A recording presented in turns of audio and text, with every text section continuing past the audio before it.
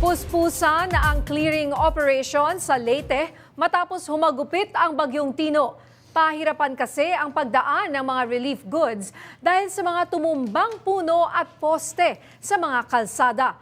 May umaarangkadang balita si FMR News Tacloban, Dan Kirk Requez.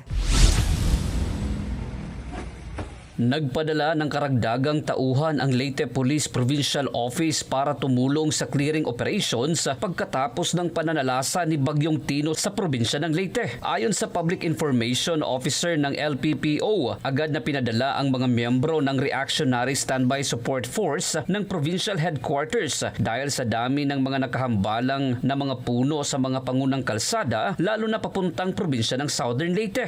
Kaya nag-deploy po siya ng Reactionary Standby Support Force from the Provincial Headquarters para tumulong po sa personnel ng Municipal Police Station in the conduct of road clearing. Importante na agarang malinis ang mga kalsada para sa mabilis na pagbiyahe ng mga relief goods sa mga lugar na nagtamo ng malaking pinsala dulot ng nasabing bagyo.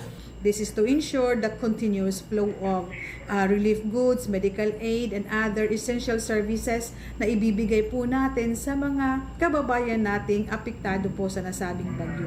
Malaki rin ang pasasalamat ng kapulisan sa bayanihang pinakita ng publiko dahil sa dami ng mga voluntaryong tumulong sa kanila sa nasabing operasyon kasama ang ibang ahensya ng gobyerno. Sa ngayon ay nadadaanan na ang lahat ng mga pangunang kalsada sa probinsya ng Leyte. Bukod sa clearing operations ay tumulong na rin ang PNP sa relief operations para mapabilis ang pagdating ng mga tulong sa mga pamilyang nasiraan ng bahay at nananatili sa mga evacuation areas. Mula sa Tacloban City, Dan Kirk Requez ng PRTV News, nagseserbisyo para sa Pilipino.